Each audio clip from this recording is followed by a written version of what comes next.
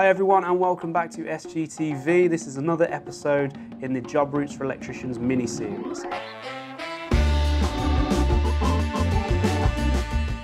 Today we're going to be talking about fire and security as a route for electricians to take. So today on the show we've got Antoni from ALO Electrical Security. So Antoni, it's good to have you on the show. Hi guys, it's nice to be here. Yes, as I was just saying before the show, I have got beard envy, so you know.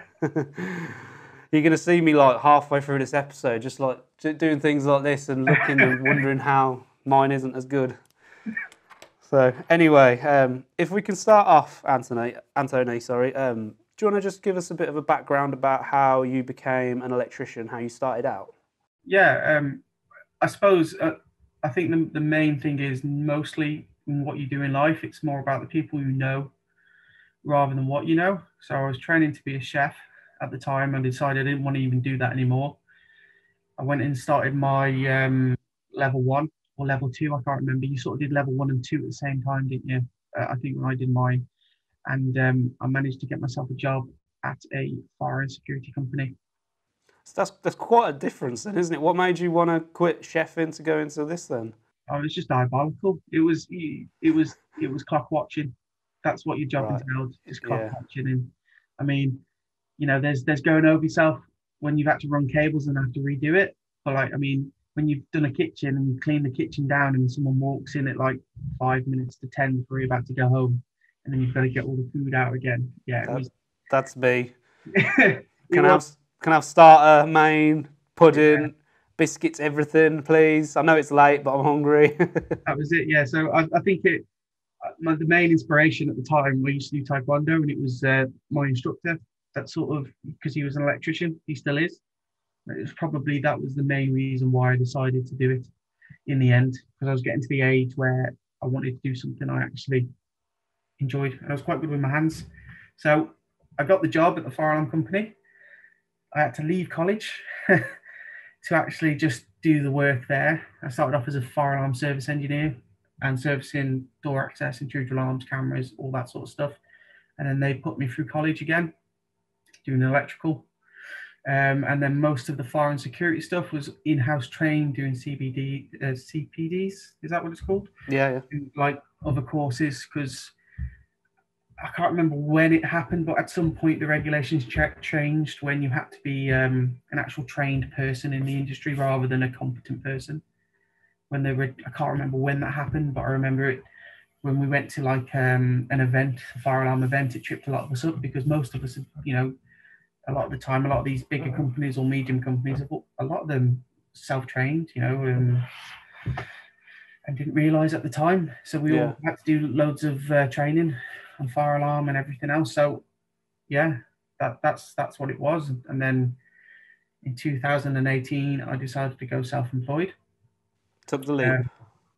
Took the leap, which was, it was brilliant. And I mean, I work a lot more than I've ever worked before, if that makes any sense. I've got less money than I've ever had before, but it's a lot better.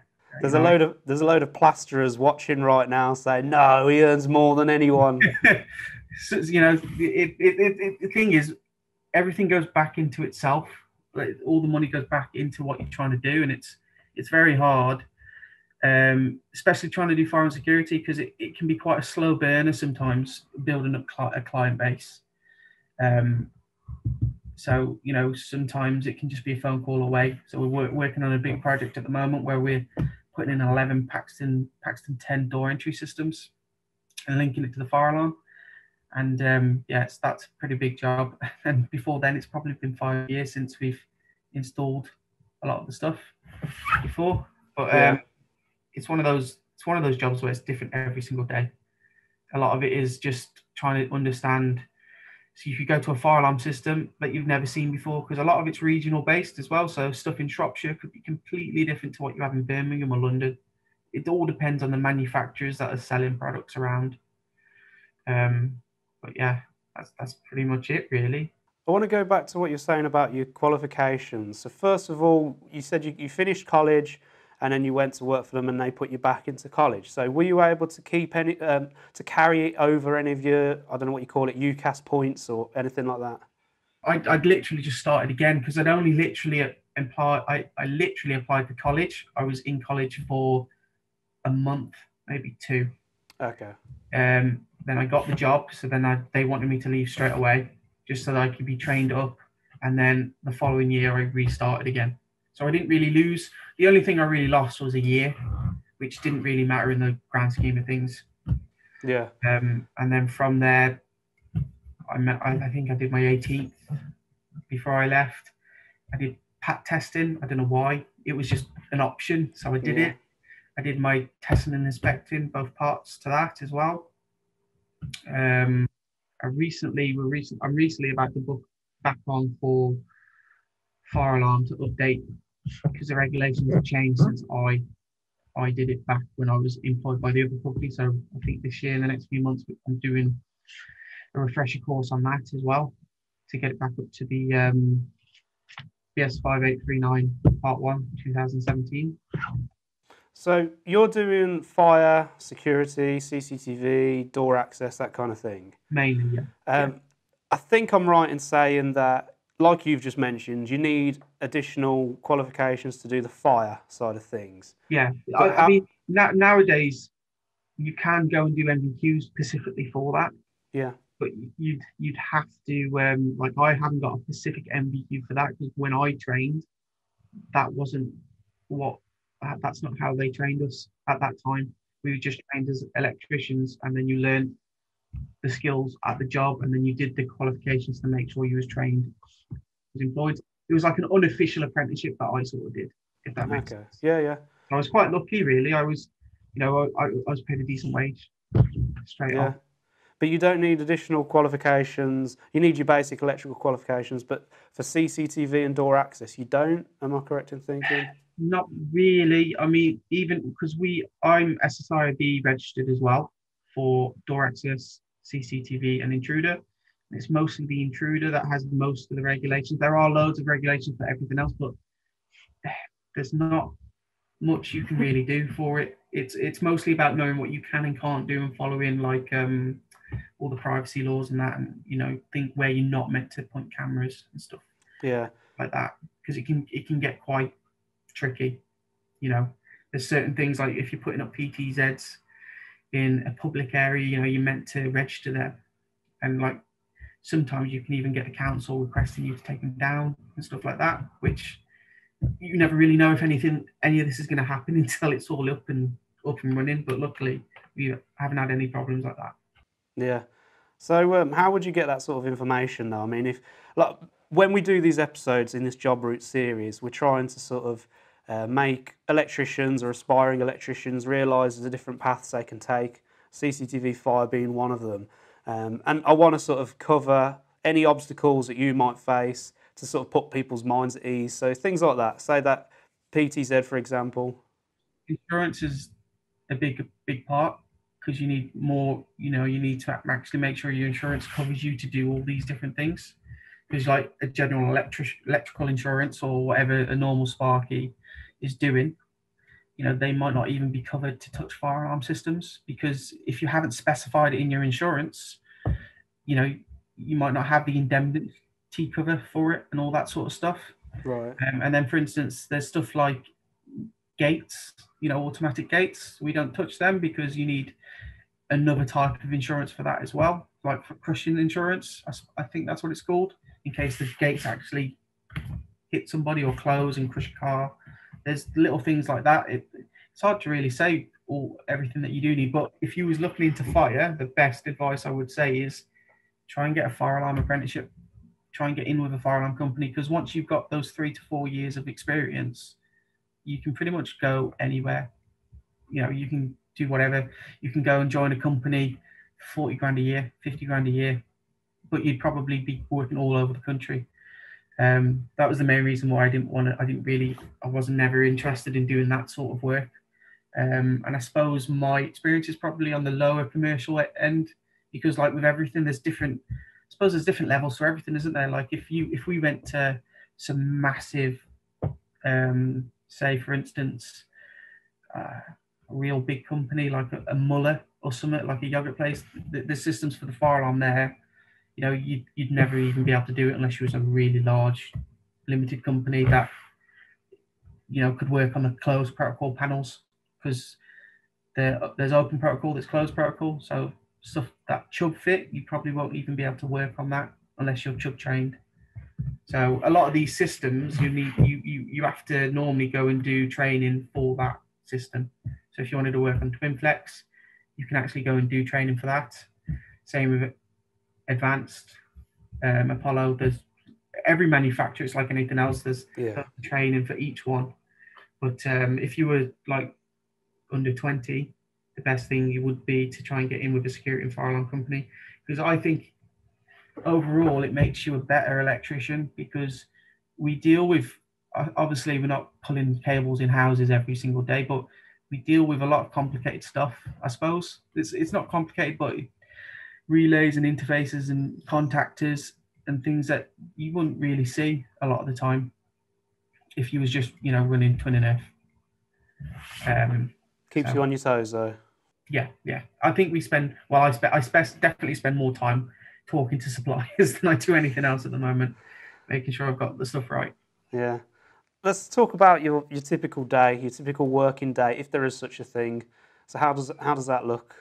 So every month there's a list of jobs. So there'll be a list of servicing. So every month I'll have servicing to go through for fire, intruder, whatever contracts that we've got. And then there'll be the general, any call outs. Luckily, I don't get that many. Most of the call outs I get are from new clients or systems that we've taken over that I never installed. They're normally the ones you get the most issues with, because you've got to try and make a bad situation into a good, and sometimes you can never sort of swap the system out. You've just got to live with what that is. So for instance, today there was a call out. So I've replaced the door sensor for an intruder alarm and replaced an SAB. And then I've headed back onto one of the sites where we're fitting some door entry, routing some fire cable and some cat cable for links for the Paxton, and to also link it to the fire. And then I rush back here to see you. So as soon as this is finished, I'll be heading back to site to try and get some more cables in before the weekend. Okay. But yeah, a lot of it's reactive work. So you try not to book stuff in on a Monday, because if anything goes wrong, generally, if you are going to get a call out, it'll be a Friday, because everyone's closing up the factories. Yeah. And it's a little bit different from being an electrician, where most of the stuff I do, we've got a 24/7 call out for clients. So because we're SSIB registered, we've got like a 4-hour response time. So if we fitted an intruder alarm, like I've always got to be available really to respond in that window. Does that responsibility lie solely on you, or have you got a team around you? Just me at the moment. We nearly had. I've been trying to get an apprentice, and it's been really difficult.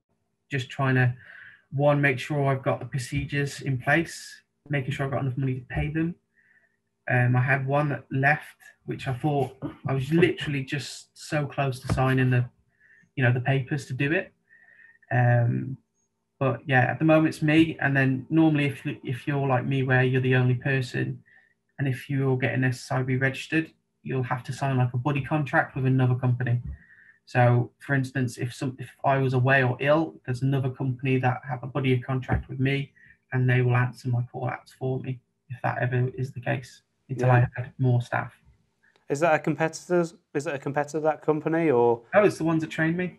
So, okay. Yeah, the ones, I've got a good relationship with them. I normally sub to them and work. I went and saw them yesterday as well. So yeah, always leave your employer on good terms, because it always do you good favors. Even if you're in the same industry, it's better to have friends in the industry rather than enemies. It might feel good to leave and be like, you're gonna miss me, but really it makes you look unprofessional, and you never know, it might come back to bite you. Yeah, well, I mean, everyone's replaceable at the end of the day. It might take a few years for things to go back, but I mean, they still have to carry on. I still have to carry on. So it's just better just to Yeah. be good about it, because you never know, you might leave, and you never know, you might go back working for them, especially if you're a Sparky. And where we live, it's quite rural, so there's only a few big companies around, and most of them are sole traders, some of them. So, a lot of the time, with my work, I tend just to get recommended by some of the Sparkies to do the security side of things, and then I don't even have to worry about the electrical side, which is good. If I Yeah. can get out of not doing the electrical side, I normally do. Well, I'll tell you what I would say though, with regards to your apprentice search, we've had Mark Allison from Apprentice 1-to-1 on the show several times. I know he's been hooking up a lot of people with apprentices, so Yeah, he's been really good. I have messaged him a few times, and he's gave me quite some good advice and whatnot. I think the thing that put me off the most is like the last one I had. It was a few months, see, and when it doesn't go right or things happen, you just get really deflated, because you train, because when you first have someone with you that doesn't know a lot, or new, or just green to it, you have to invest so much time and effort into it, and then as soon as they just get in there, they start doing stuff like they'll just get, they'll clean the tools up, or they'll get the dustpan and brush, or they'll just start doing things, and then it gets to the point where they do help you. But yeah, it's been a bit difficult with that. yeah. You mentioned travelling. Did you say you do quite a bit of travelling with your one, or you're not doing so that? much nowadays. No, it's normally probably a 30-40 mile radius that I cover around where I am. I try not to travel. There's always occasions where I think it's Instagram mostly, I've had people ask me to go and work with them, and that's mostly when I have travelled. But yeah, I'm not interested in going down to London or Birmingham, because normally the only reason they outsource for where I live is so they can pay a lower salary. Right. Okay. No, I'm just not into it anymore, unless they're going to pay my time to go to site and come back, and a lot of them aren't. So yeah, I'm not that big. I'm not that into doing sort of subbing too much. I try and keep to my own work as much as I can. How about maintenance? I know some people, through various avenues of being an electrician, will have maintenance contracts. Is that a thing you do for fire and security? Yeah. So for instance, for the fire alarms, they'll have the fire alarm service every 6 months. So they'll have a contract with us, so then we can provide the call out cover and all that sort of stuff. So yeah, that's when it gets back to you always on call 24/7, essentially, because the fire alarm goes off. I mean, it's not if the fire alarm goes off and it's a false alarm or there's a fire, it's not necessarily our responsibility. It's the site. They've got to follow their procedure, their evacuation plan. But yeah, you mostly get a call. If you're going to get a call out, normally someone's pressed a break glass by accident, or they've done the best is where they do their weekly testing on a Friday afternoon, and they can't reset the fire alarm panel, and it's like 3 o'clock in the afternoon, and you've got all your tools somewhere else. So you have to get really good at talking to people over the phone, especially with intruder alarms as well. That's normally why when you see people on social media or most companies, they'll normally only ever really fit one type of system, because for me it's Ion Eaton, because like I've sort of memorized 90% of the display, so I can just talk people through the display quite simply. But then if you give me a Pyronics or a Texacom, I'd be pretty much lost over the phone. I could do it when I was there, but yeah, it's a bit of a struggle, especially if it's out of hours, because you've got no one to bounce off.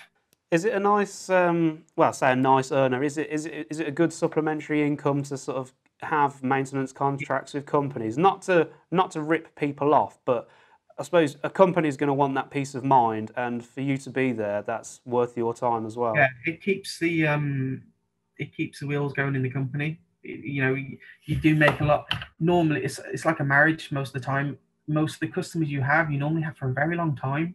It's not like if you're just doing a bit of electrical work and then they'll call a different Sparky 2 weeks later to do something else. Normally, once you've fitted a system, you're normally there for a long time, unless there's disagreements or they just get someone else, or the person that's in charge on site with the responsibility to look at it. Sometimes they'll leave, and then sometimes I'll just get a different company in there. But yeah, it's essential really for us. It's the servicing will be the reason why I can employ a second person, because you get quite a bit of revenue over the year, and for the customer they get that 24-hour response time, and they get someone on the end of the phone that's actually going to help them. 3 o'clock in the morning when they call you, you're going to help them because they're your customer. But if it's someone that you don't know or you've got no record of who they are, no one's really going to want to answer the phone to an unknown person at 3 o'clock in the morning.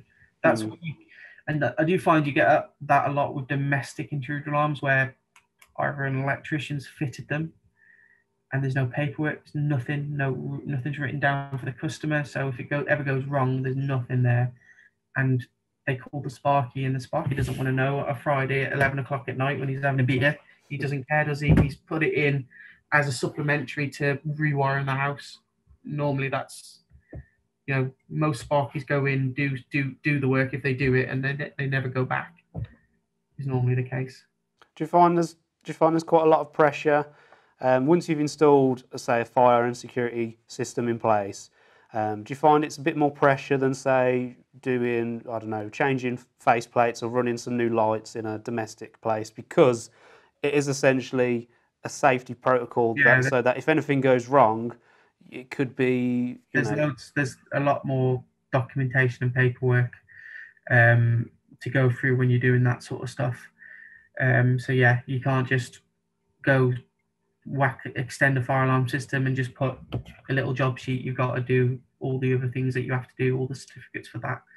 So yeah, there's more of a responsibility for sure, and that can be quite daunting at first. But yeah, for me, doing a takeover of a fire alarm is quite a big task. There's quite a lot of things that you have to do to make sure that you've done it, to comply. And I'd rather do that any day of the week than an EICR. God, because it's an EICR going around a domestic is just I don't think I've ever enjoyed them. I feel like it's harder work in a way for less money a lot of the time. Having to take everything apart and go around the entire house, it's so I don't know. I find it so much difficult. I'd rather go and do a commercial fire alarm system than an EICR any day of the week. Yeah, but that's the beauty of this business, though, isn't it? This industry. Once you're on the path of getting your qualifications and experience, and the whole point of this series, there's so many avenues you can take, and you might find something you enjoy, someone else will absolutely detest, or vice versa.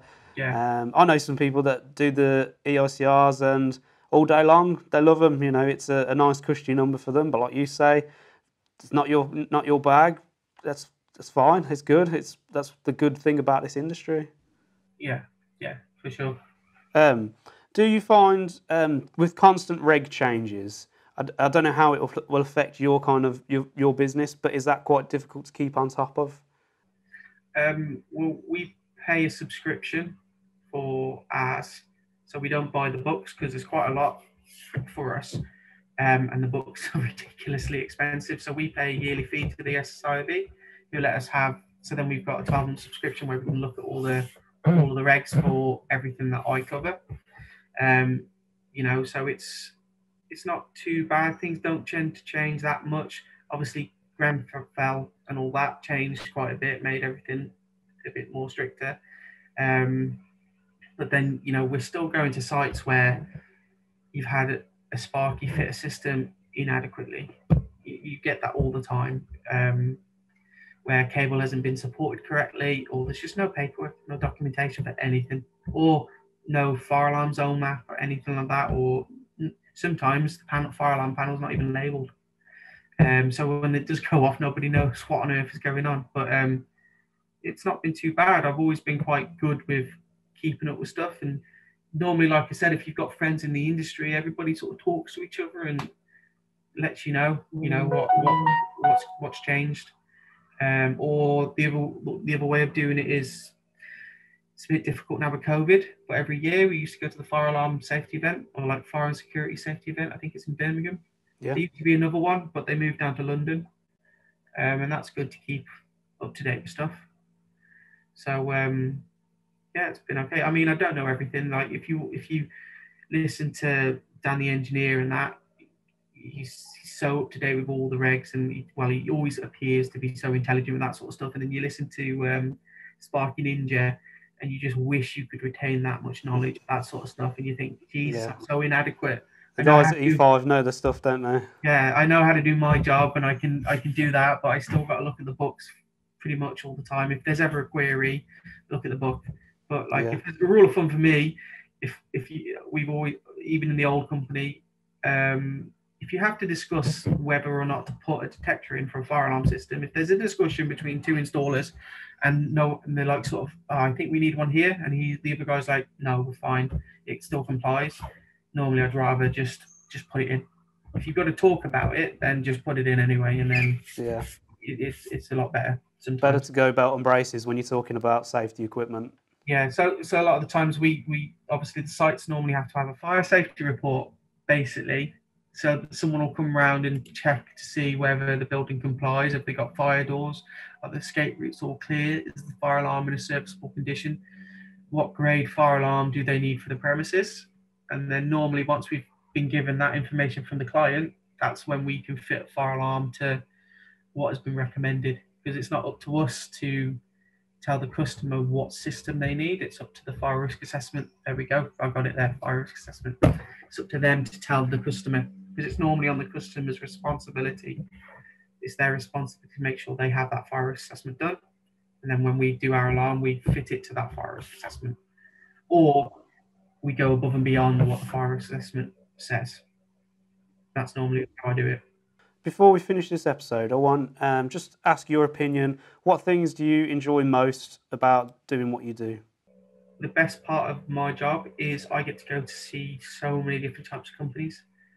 You go around all the warehouses and you go to places that not a lot of people get to see. So you always see something different, which is brilliant. Fault finding, I quite enjoy that. It's always a nice challenge, especially when you get the fault.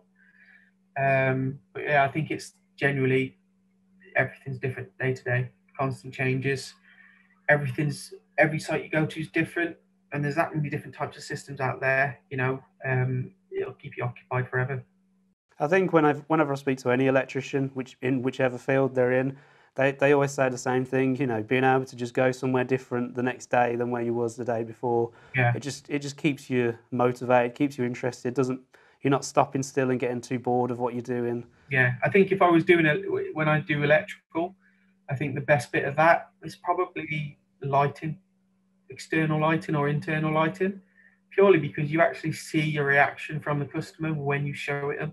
Yeah. Everything else is like, oh, brilliant, you've rewired the house, and they don't know, they don't care. It looks exactly the same, except I've got big chase marks in the walls. It's not essential. It's the more luxury items are the best. I went down to Art Smart last week to look at some smart homes, and that was epic. That was just a completely different ball game down there. Loved it. Antoni, I want to thank you for coming on the show and speaking to our audience. I hope anyone out there has found this useful, so please make sure you like, subscribe, hit the notification button below if you want to see more videos from SGTV in general and more videos as part of this mini-series for the job Routes for Electricians. So, Antoni, I want to thank you again for coming on. It's been a pleasure. Thank you very much for having me. All right, we'll see you next time.